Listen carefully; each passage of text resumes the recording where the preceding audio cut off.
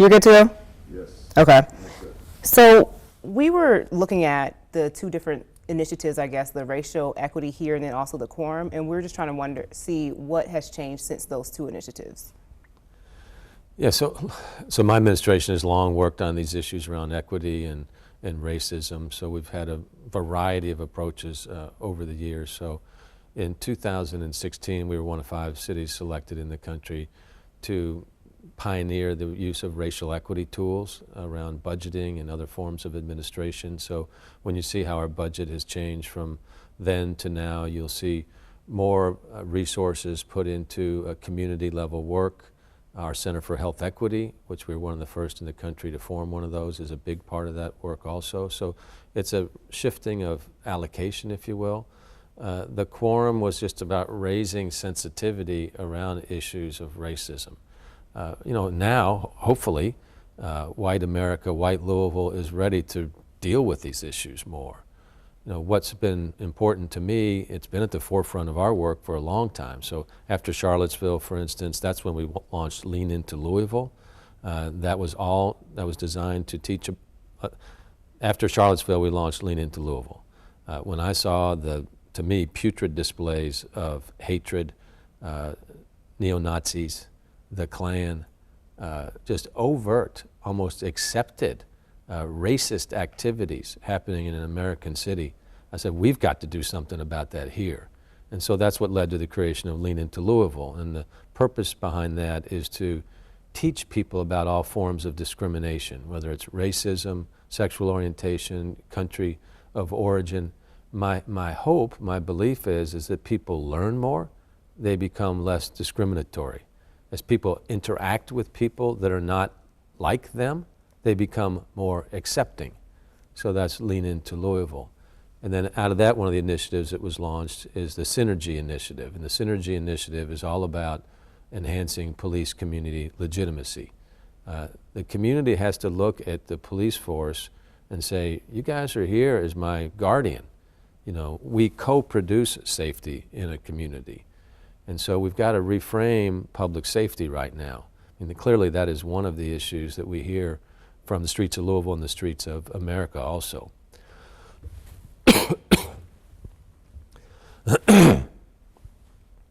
Let's see. Will, can you ask somebody to, would you mind? Thanks. Okay. I've got allergies, so it just comes, yeah. So am I going in the right direction that you want me to go in there? Yeah, you can. Yeah, okay. I guess my question is, I've been talking to community leaders and they're saying that there have been studies where we study it, but there's not enough action. So what would be your response to them? We always need more action. We always need more resources. When you think about how strapped budgets are at the local level, I mean, big money comes from the federal level, state level, and then down to the local level. So for us to cover the bare minimums of running a city from sanitation, from public health, from public safety, we have to reimagine how that needs to be spent. There's discussions about divesting police forces, for instance. The question is, how do we reimagine public safety? So when you take a look at what we've been trying to do through our Office for Safe and Healthy Neighborhoods, for instance, that was created amongst all of this discussion over the last several years, it is for people to understand that creating a safe and peaceful community is not just about enforcement. That's when people look at police officers. It's about prevention. It's about intervention. It's about building community mobilization to do that. And it's also about reentry. So those are amongst the pillars of the plan that we've been putting into place over the years. But there is absolutely no question that these issues need to be funded more. We put some of these initiatives to our Metro Council, many of which they do not fund. So one of the things I hope that comes out of this is the focus on the council to invest more in what we call opportunity youth so that they can get back on path, initiatives so that they don't become opportunity youth in the first place. I have just never understood organizations or government for that matter where people somehow seem like it's okay to invest after the fact when the problem is created than invest before the fact is created. So why don't we have for one, and think, why don't we have universal, high-quality pre-K for everybody? You know, all the studies show that it's impactful. And there's countries outside of America that take place that do this. There's countries outside of America that have demonstrated that. What are we waiting for here in America? When you mentioned that some things have been tied up, I'll I just guess, take the with Metro Council, do you feel like that's stopping progress? That's good, thanks.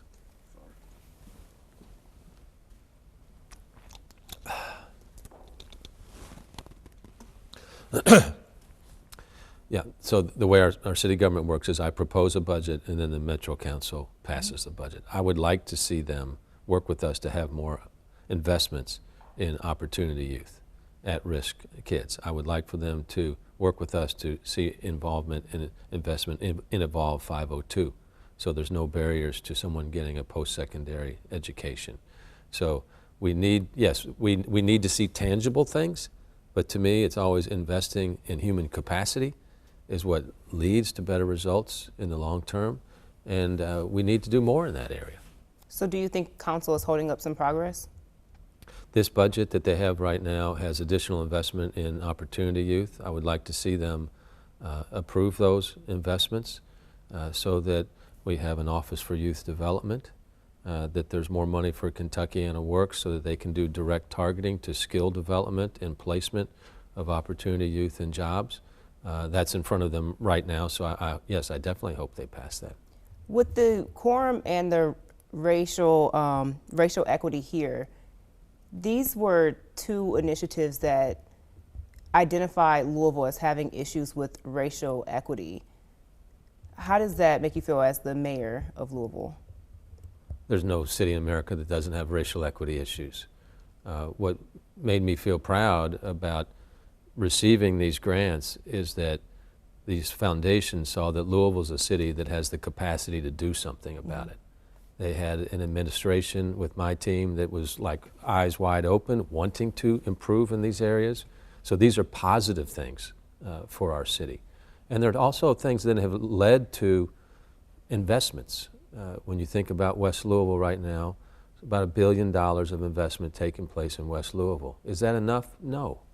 Is it a down payment? Absolutely. Is it more than what's been done in decades and decades by any other administration? Absolutely. So it means we have to build on things like that. Russell Place of Promise. You know, how do you build a neighborhood with community input without displacing the people that live there? We're one of the few cities in the country that are doing things like this and having foundation partners, in this case the Keenan Charitable Trust, to do these things. So we don't have to start from scratch. You know, oftentimes what happens when there's tragedies in cities, especially when it's related to gun violence or like the death of Breonna Taylor, George or David McAtee, you hear these cities make big proclamations. We're going to launch a commission on racial reconciliation, or we're going to launch this to talk about police community reform. We have been proactively working in these areas without any type of tragedy. So to me, that gives me hope, you know, that we've been leaning into these issues when we didn't have to. We've got plenty of the community involved.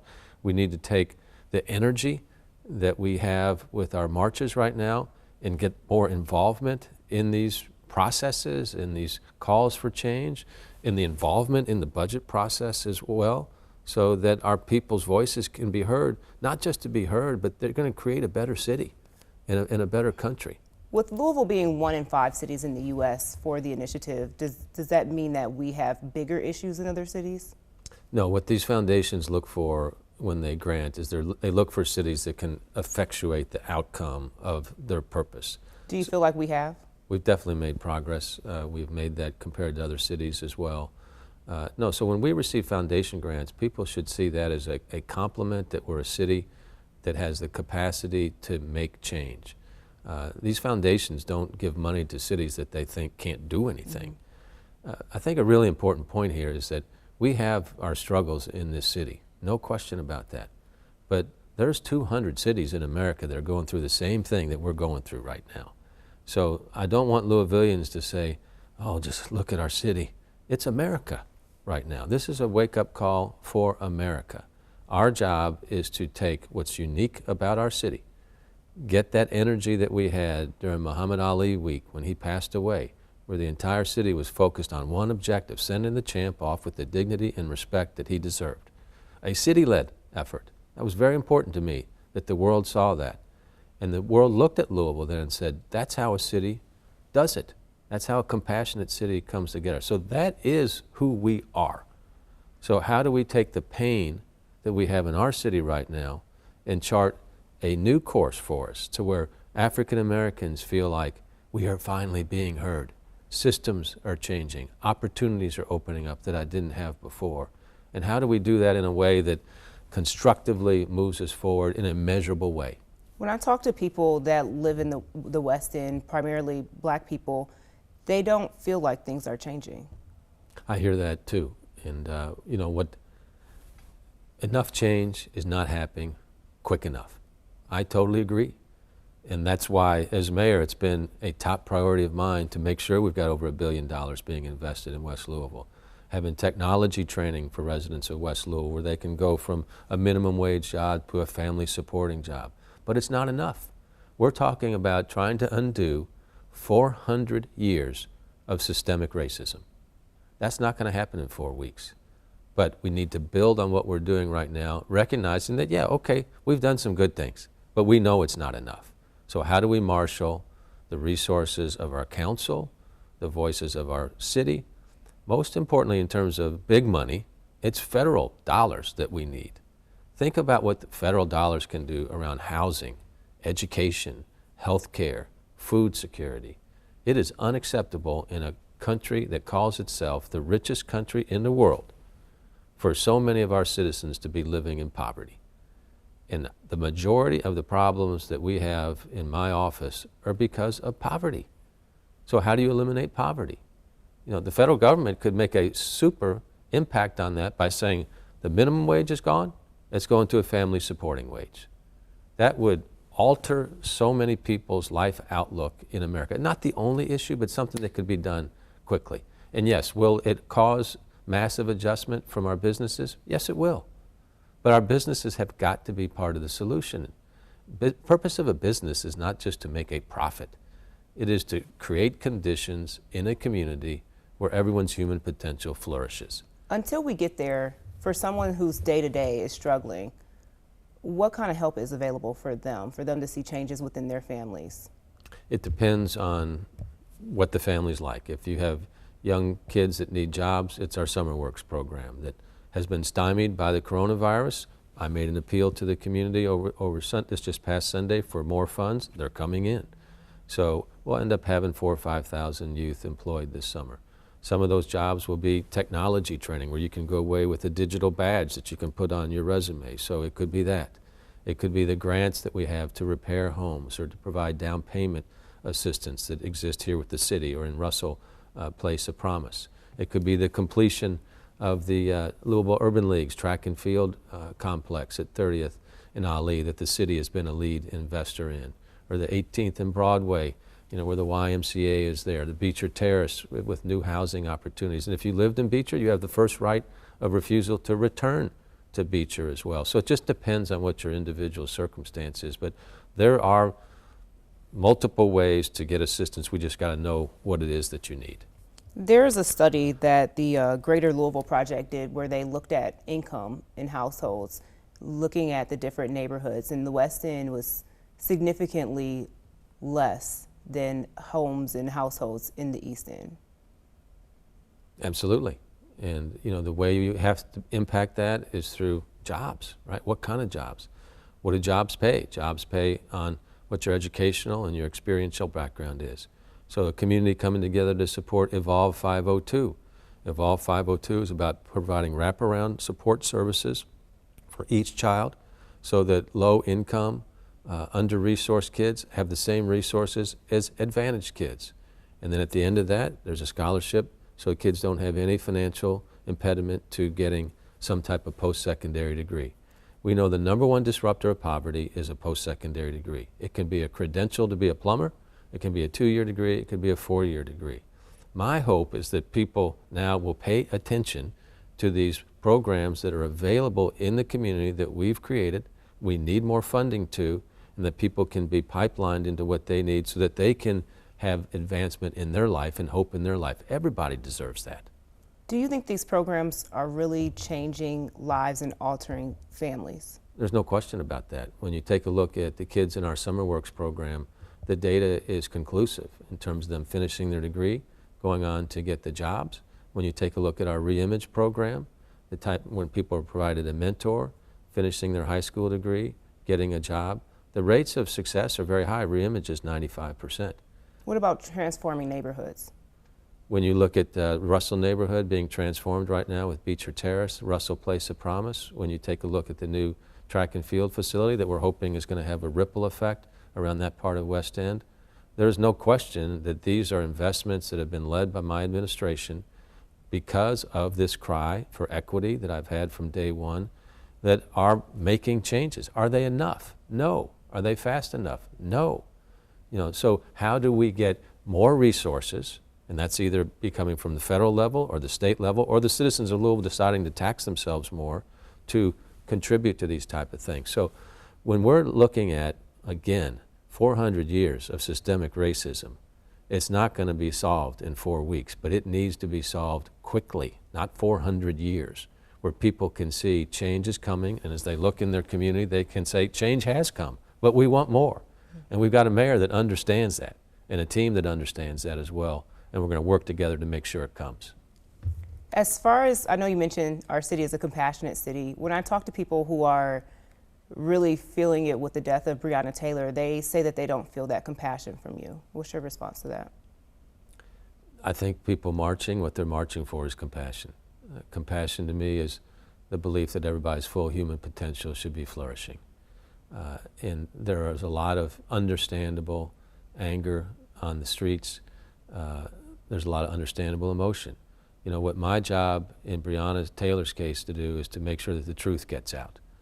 That's why I've called for these reviews, FBI, U.S. Attorney, the Attorney General, because we've got to have the facts, so the facts can really lead to justice, whatever justice might be.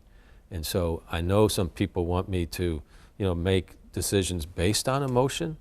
That's not my job. My job is to follow the law, make sure that the facts get out, that justice does prevail, that if there's any obstacles to justice, that I try to move them away as quickly as I can. And for actions that I can take, I'm going to take. And we've seen that with changes in policy around body cameras, no-knock warrants, top-to-bottom review of the police department, all types of actions that I've taken that I can control. I've got to be honest with the people about what I can do and what I can't do. And in those areas where I can't do that, how can we move for more significant change? Working with the legislature, for instance, to change KRS 67C, which is the law that tells us as a city how that we can operate. So it is wholly unsatisfactory when I say, well, there's nothing I can do. There's always something I can do. It may not be what somebody wants me to do, but I can always move us forward as a city to a place of greater equity and a place of greater justice, and I hope opportunity for everybody. What I see throughout my job is that, talent is equally spread, but opportunity is not. I've been working on that since day one. I'm going to continue to work on that until the last day I hold this office.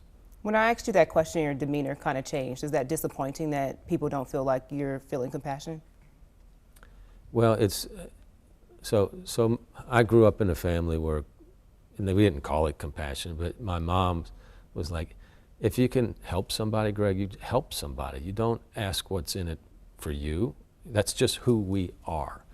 And so when people don't see who I am that way, it's understandable, right? I'm not asking for people to have empathy for me. There's enough injustice everywhere else, and that comes with this position. It just, to me, says, I've got a lot more work to do, and I'll be doing it to the last hour that I hold office as well. But that's okay. That's what comes with this position, and I understand that. So I've got to, despite all of the improvements that I think we've made, and when we take a look at other cities, I know we've made, it's not nearly enough. And that's why if I have any hope right now, which I have a lot of hope, is that America must say now, this status quo that we've had, that has been injurious to African American populations, that have benefited white patriarchal establishments, has got to go. And when that goes at the national level, in the state level, in the city level, that's the day that I'm fighting for. What would you say to people who would just want to see those officers fired? What I've said about that is I don't want to insult the intelligence of our people by firing officers that very likely would be back on the job in a matter of days, if not weeks. Many say that they would be fine with that. They just want to see you take action with that. Well, to me, that's an insult to people because when they're back with back pay, and it could potentially screw up a criminal case, and potentially they have damages against the city, I don't see how that benefits anything. As a matter of fact, I think it's a betrayal of people to say, okay, here's some heads, and only to find out that they're back just days later. That would cause, in my mind, even further distrust. So unfortunately, I understand people's emotion around it, but I've got to think about the midterm and longer term issues associated with that as well. So that's the spot that I'm in, is guided by state law and city law right now. So what we can control, obviously, is getting the case to the Attorney General, which I did 3 weeks ago, before the case was totally complete. It was substantially complete, because I want this to move along. I'm not trying to hold anything up. Obviously, I wouldn't have given it to them early if that was the case. The case will be totally complete by tomorrow. It has not held up the Attorney General's investigation of this case. And now, by law, the ball is in his court in terms of what's going to happen next. So explaining that to our population so that they understand the steps in all this are important. And then if we want reform, we have to work on the process. We have to vote. We have to get people in office that believe in what we're talking about right here, so that type of change will come, whether it's faster review, quicker path to justice, however we define those things. What, one more, let me see. Nick, which one should we ask?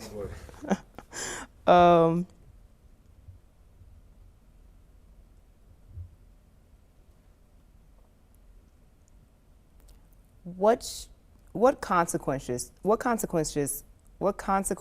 should there be for police when they make deadly mistakes? And why was there such a heavy presence in West Louisville when David McAtee was killed? Okay, so you got 2 questions there. In one, though. Right. Yeah. Police officers do not operate outside of the law, nor obviously should they operate outside of the law. They should be held accountable. Good cops don't want bad cops either. This is a tough time when people look at policing and say, people want policing, but it's the process of how it's done, right? So people really want public safety reform that consists of policing, but also all the type of services that people in need require. Social services, health services, child care services, so people can say, okay, my whole experience as a person is being addressed effectively by a city. So what should happen when they make deadly mistakes? When police officers make deadly mistakes that are outside of the law, they should be held accountable. Okay? Do you think that's what happened in Breonna Taylor's case? The purpose of these investigations is to determine that. And what about David McAtee? Why was there such a heavy presence of police? Same thing with the David McAtee case, which again is another tragedy. So many people knew David, Yahya, and his barbecue shack, and including our police officers. That whole thing just still is, how did it happen? And LMPD has a review that's being overseen by KSP, again, another level of independent oversight. And all that will come out in these investigations. And that's what the purpose of the investigations are. I know people want me to say, this is what happened, this is why it's happened. I don't know. That's what the purpose of the investigation is. Nick? Okay. Thank you, sir. Oh, we've had a lot of news these days. I know. Too much. Too much. I imagine it's a tough time as a journalist. No, it's something. So tomorrow, you said, is when Breonna Taylor's case is supposed to be completed? Yeah, but when I say completed, I mean nothing's been held up for it. But Right. in terms of the final elements of the file, will be handed off at that point in time. Okay. Should we expect like an announcement or? I imagine we'll do something around that. It's not, we will, I'm sure, but it's not really material to holding the case up. Right? Got it. Okay. You followed that part of it, right? Yeah. Yeah. Moving forward with when there's an officer involved shooting, are there any talks about having, you know, like the Citizens Review Board look at every case? Just because like when we did see the Breonna Taylor complaint or file, it was basically blank. From yesterday? Yeah. Yeah, well, that was wholly unacceptable. Yeah. You know, what we do here is within 24 hours of officer-involved shootings, Right. which is really unusual. I hope you put that in your story, too. Most cities don't do that. And so we'll continue to do that. The Police Civilian Review, hopefully they could address that. I don't know if that's on their plate or not, but certainly would welcome it. Yeah. And all I want is for people to see, here's everything we got. We're not trying to hide anything. Here's Right. what the process is. So the more that we can put in place as a city to get to that point, that's my goal. Moving forward, is that something that the city is thinking about though? To having kind of like that oversight to just add to transparency? If that's comes out of that or any other thing and that works within the whole process, I mean, I'm fine with it. All I want is for people to feel like, okay, it might be bad news or good news, but it's the news. Right. We know it. And that's why we did the whole 24-hour. Yeah. My decision back then was holding evidence like that makes it worse than just showing, here's what happened. So you saw where we had that with David McAtee, we put it out. Yeah. We didn't comment on it, you know, and we just let the people